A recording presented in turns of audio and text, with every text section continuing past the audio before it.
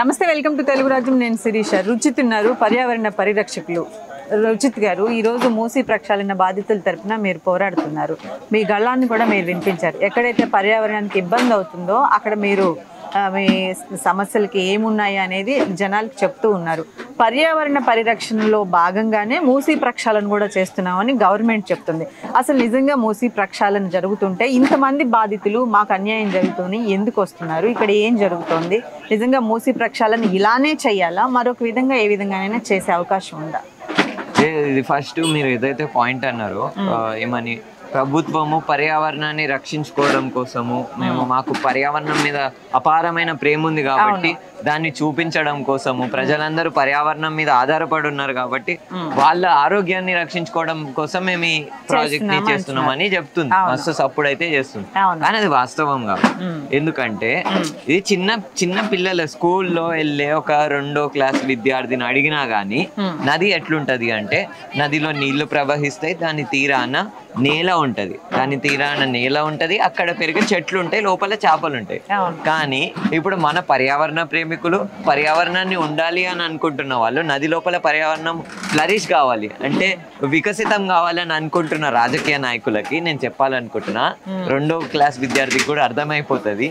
పర్యావరణం మీద ప్రేమ ఉంటే, నది మీద ప్రేమ ఉంటే, నదిని బతికించాలంటే దాని పక్కన సిమెంట్ వేయొద్దు, దాని పక్కన కాంక్రీట్ వేయొద్దు.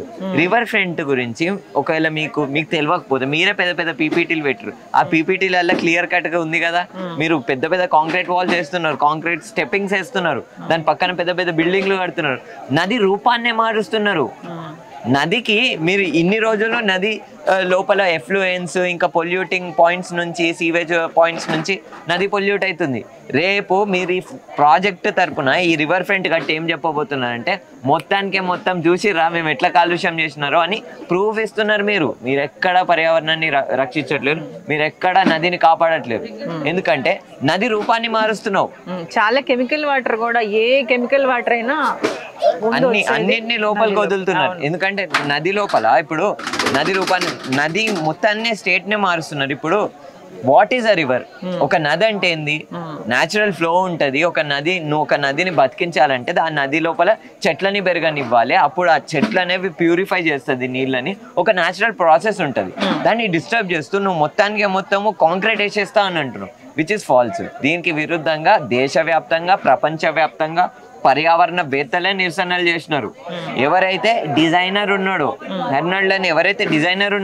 ఈ మొత్తం ప్రాజెక్ట్ కి రివర్ ఫ్రంట్ అని ఏదైతే అనుకుంటున్నామో, డిస్కస్ చేస్తున్నామో, ఈ రివర్ ఫ్రంట్ డిజైనరే, సబర్మతి నదిలో రివర్ ఫ్రంట్ డిజైన్ చేసిన వ్యక్తే ఇది ఇట్లా జరగొద్దు అని అంటున్నాడు. ఎవరైతే ఆర్కిటెక్ట్ ఉన్నాడో, ఎవరైతే డిజైన్ చేసినారో ఆయననే వద్దు అని అంటున్నాడు. మరి అటువంటప్పుడు మనం ఎందుకో ముందుకెళ్ళి నదీ రిజువినేషన్ అని చెప్పి రివర్ ఫ్రంట్ ఎందుకు చేస్తున్నాం అనేది నేను చెప్పాలనుకుంటున్న విషయము.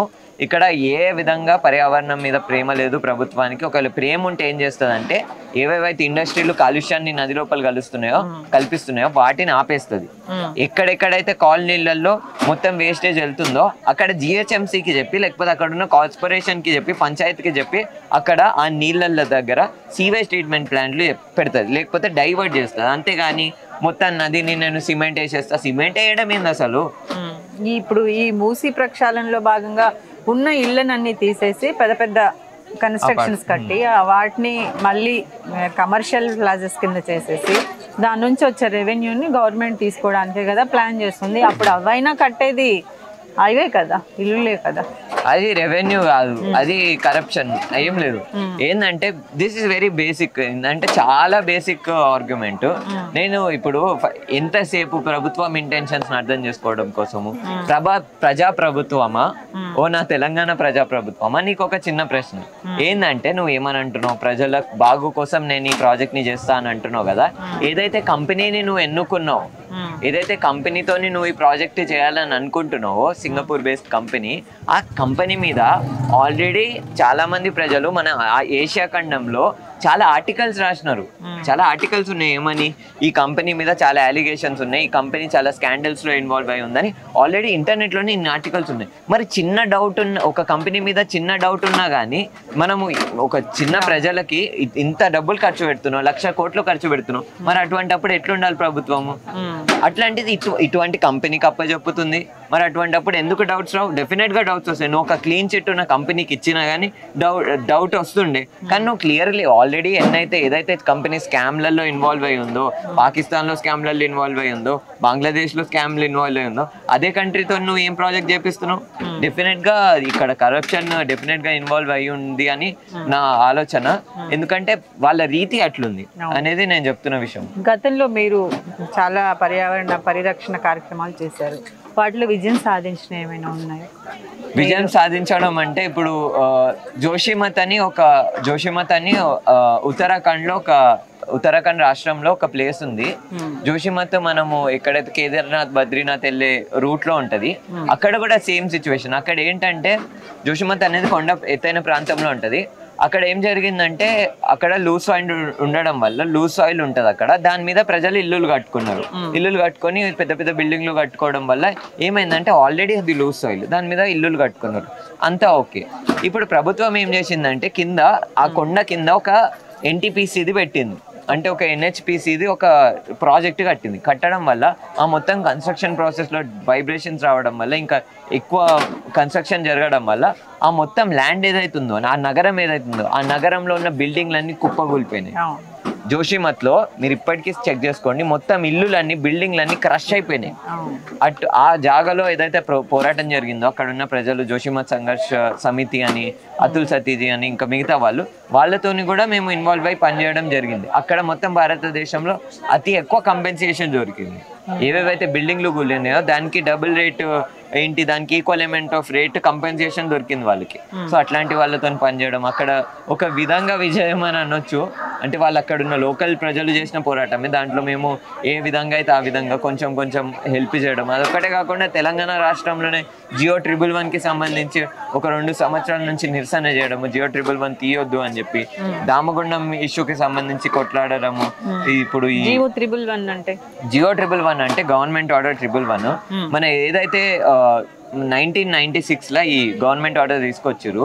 ఈ గవర్నమెంట్ ఆర్డర్ ఎందుకు తీసుకొచ్చారు అంటే మన కంబైన్ ఏదైతే వాటర్ రిజర్వాయర్స్ ఉన్నాయో, తాగునీటి జలాశయాలు ఉన్నాయో, 2 జంట జలాశయాలు, ఉస్మాన్ అండ్ హిమాయత్ సాగర్, ఈ 2 జంట జలాశయాల్లో వచ్చే నీళ్లు కలుషితం కావద్దని చెప్పి దీని చుట్టూ 10 కిలోమీటర్ల రేడియస్ వరకు, అంటే ఈ 2 జంట జలాశయాల చుట్టూ 10 కిలోమీటర్ల వరకు ఎటువంటి ఇండస్ట్రీ ఉండొద్దు, పొలం చేయొద్దు, అంటే అన్ని పొలాలు చేయొద్దు, కొన్నే పొలాలు చేయాలని వాళ్ళు ఒక లిస్ట్ వదిలినారు. అదొక గవర్నమెంట్ ఆర్డర్, అంటే రిస్ట్రిక్ట్ చేస్తుంది ఏమేం పనులు చేయాలని. ఇది ఎందుకు అంటే ఇప్పుడు ఫర్ ఎగ్జాంపుల్ ఆడొక ఇండస్ట్రీ పెట్టడానికి 10 కిలోమీటర్ల రేడియస్ లో వర్షం పడినప్పుడు ఆ ఇండస్ట్రీలో ఉన్న మొత్తం పారిపోతుంది. ఆ మొత్తం నీళ్ళన్నీ ఉస్మాన్ సాగర్ నుంచి ప్రజలందరూ సూర్యాపేటలో తాగుతారు. అది తీసుకొచ్చినారు, కానీ దాన్ని తీసేయడానికి ప్రభుత్వము ట్రై చేసింది, బీఆర్ఎస్ ప్రభుత్వము. సో దాన్ని గురించి కూడా పనిచేయడం జరిగింది. Please do subscribe to Telugu Rajyam channel. Please do subscribe to Telugu Rajyam channel. Please do subscribe to Telugu Rajyam channel. Hi అండి, నేను మీ ఆర్పీని, నెల్లూరు పెద్దారెడ్డి చేపల పులుసు ఓనర్ని. మీరు తెలుగు రాజ్యం అనే ఈ యూట్యూబ్ ఛానల్ సబ్స్క్రైబ్ చేసుకుని మంచి మంచి వీడియోలతో వస్తారు. Thank you so much. Hi people, I'm Sonakshi Verma and you please watch Telugu Rajyam and please subscribe to the channel.